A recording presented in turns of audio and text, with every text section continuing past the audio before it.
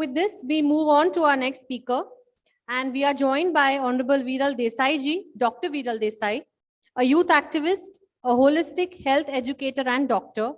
He is extremely passionate about the Gandhian thought and is known for his dialogues on various busting myths and misinformation about the Mahatma, particularly within youth groups, through lectures, webinars, and his famous WhatsApp group, Unknown Gandhi. I open the stage for your remarks, Honorable Dr. Viral Desai ji. नमस्कार and धन्यवाद जय Hind people movement का और संकेत जी जो knowing गांधीज्म group चलाते हैं पूरे महाराष्ट्र में, उन्होंने मुझे इंट्रोड्यूस किया यहाँ पे। तो समय थोड़ा कम है, मैं मानता हूँ, और बहुत सारे अच्छे स्पीकर्स को हमने सुना। कैसा बनना चाहिए हमारा देश अगले सालों में, उसके बारे में हमने कुछ चर्चा की। कुछ शब्दों में मैं उसमें कुछ जोड़ना चाहूँगा, गांधी को जोड़ना चाहूँगा, ऐसा मैं कहूँगा। जब गांधी को जोड़ लेते हैं तो बात कुछ अलग बन जाती है।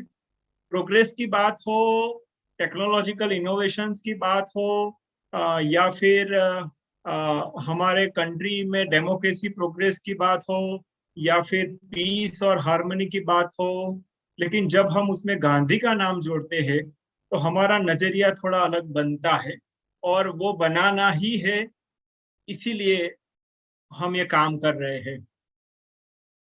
अगर यहाँ पे कोई यूथ है तो मैं उनको कुछ सोचने के लिए देने वाला हूँ कि आपको कैसा भारत बनाना है। How do you think about the future of India, future of our country, कैसा भारत बनेगा? और ये बहुत महत्वपूर्ण सवाल है। जब एक नौजवान शीप में बैठा था और 1908 में, और उनको भी ये ख्याल आया था कि मुझे मेरा देश कैसा बनाना है। मैं गांधी जी की 1908 की वो शीप की जर्नी याद करना चाहूंगा, जब उन्होंने बहुत सोचा कि मेरा भारत देश कैसा होगा और उसका रास्ता कैसा होगा। और आपको पता है कि इंडस्ट्रियलाइजेशन का युग था, और ये जो अभी हम बात सुन रहे हैं, equality and democracy and modern education and liberty, वो सभी का युग आ चुका था। तो कोई भी नौजवान ऐसे ही सोचता है उसके बारे में कि मेरा देश भी ऐसा होना चाहिए, मेरा देश भी ऐसा होना चाहिए जिसमें पॉवर्टी नहीं हो, जिसमें मार्जिनलाइजेशन नहीं हो, जिसमें इक्वालिटी हो, एक डेमोक्रेटिक एस्टेब्लिशमेंट हो। कोई भी युवा ऐसा चाहेगा कि मेरा देश ऐसा होना चाहिए। फिर वो सोचते हैं कि मेरा देश अगर ऐसा हो भी गया, जैसा उस टाइम जो डेवलप नेशंस थे ऐसा हो भी गया, या उस टाइम जैसे डेवलपिंग नेशंस थे ऐसा हो भी गया, तो फिर उसकी जो इनर स्ट्रेंथ है उसमें कोई फर्क आएगा? और ये गांधी को सोचने के लिए काफी मजबूर करती है, और आप सभी को पढ़नी चाहिए। बहुत महत्वपूर्ण किताब है गांधी की, हिंद स्वराज। और हिंद स्वराज वो तब लिखते हैं, तो हिंद स्वराज आपको पढ़नी चाहिए। टेक्नोलॉजिकल इनोवेशंस जो है, हमारा प्रोग्रेस जो है, वो सभी को साथ में लेके हुए हमको ऐसा सोचना पड़ेगा कि हमारा देश कुछ अलग बनेगा, या फिर अमेरिका जैसा बनेगा, या ब्रिटेन जैसा बनेगा, या जापान जैसा बनेगा। एंड सॉरी टू से, लेकिन जो कुछ भी अभी डेवलपिंग कंट्रीज है ऐसा ही मेरा देश बनेगा, और उसके साथ उसकी जो जो भी डिसएडवांटेजेस है, उसके जो जो भी प्रॉब्लम्स है, वो प्रॉब्लम्स मेरे देश में आने वाले हैं। तो I don't say, but Gandhi say this is not the right path. तो व्हाट इज द सॉल्यूशन? क्या सॉल्यूशन होगा? तो हमको सोचना पड़ेगा। प्रोग्रेस जो होता है, गांधी के शब्दों में हम उसको ज्यादा समझे तो प्रोग्रेस सिर्फ स्पीड नहीं है। 10 साल पहले हमारे देश में कितने पॉवर्टी लाइन से जो नीचे आने वाले जो घर थे, अभी कितने घर है, तो ये जो है वो प्रोग्रेस की स्पीड है। In addition to that, Gandhi ऐसा कह रहे हैं कि प्रोग्रेस में सिर्फ स्पीड नहीं देखी जाती, उसमें डायरेक्शन देखी जाती, कौन सी दिशा से आप चल रहे हो। अगर 70 इयर्स के बारे में ये डिस्कशन चल रहा है, आने वाले 17 साल, आने वाले 75 साल के बारे में ये डिस्कशन चल रहा है, तो मैं एक ऐड कर दूं कि 75 साल के बाद चरखा बचेगा या नहीं बचेगा।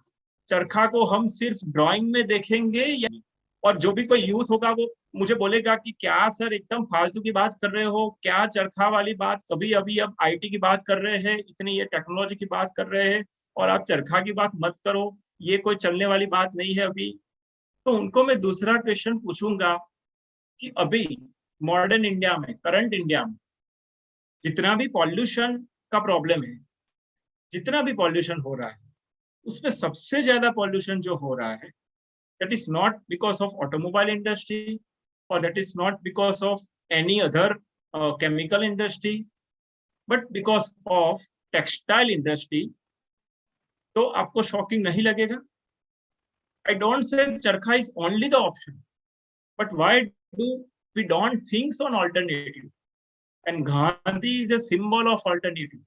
जब तक हम alternatives के बारे में नहीं सोचते, एक मजबूत ऑल्टरनेटिव को खड़ा नहीं करते, और इतना मजबूत कि वो अमेरिका के सामने भी टक्कर ले सके।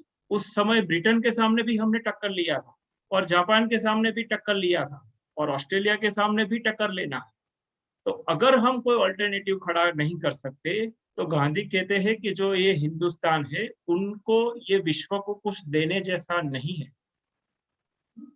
तो ये चीजों को देखना पड़ेगा और समझना पड़ेगा कि हम कैसे आगे बढ़े और कैसे ये चीजों को साथ में लेके आगे बढ़े, और जो हमारी इनर स्ट्रेंथ है, जो हमारी कोर वैल्यूज है, जिनके लिए गांधी जाने जाते थे और जो गांधी ने खड़ा करके दिखाया, उनको भी कैसे संभालें।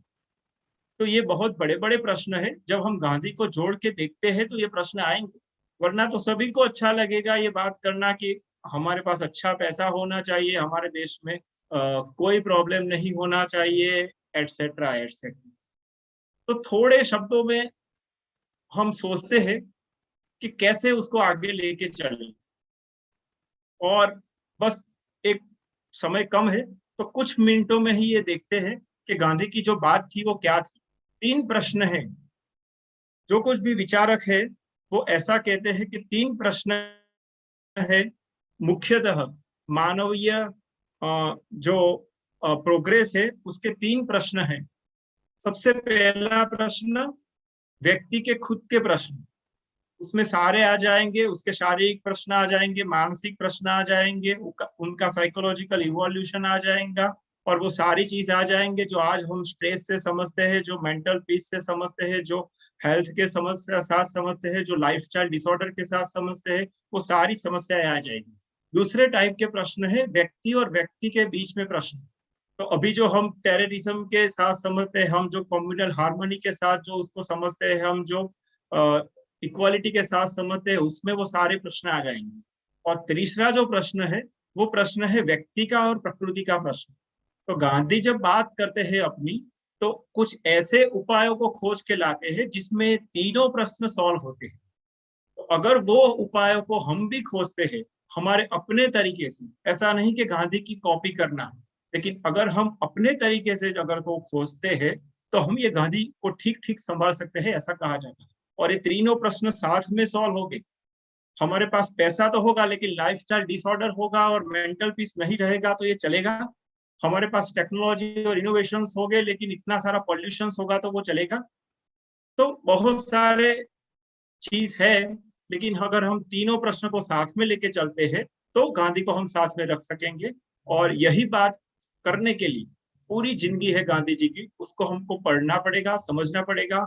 उसमें से ही सत्य निकलता है, उसमें से ही गांधी का डायलॉग निकलता है, उसमें से ही गांधी का नॉन वायलेंस निकलता है, उसमें से ही गांधी का ग्राम स्वराज निकलता है, चरखा निकलता है, खादी निकलती है, ग्राम स्वराज निकलता है, इक्वालिटी निकलती है और हार्मनी निकलती है और सभी बात उसमें से आती है।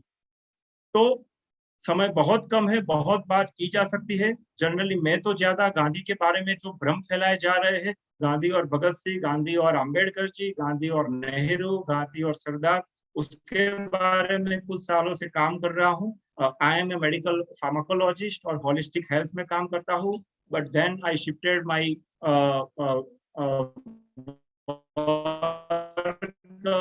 Towards this area also. तो ये सारी बातें हैं।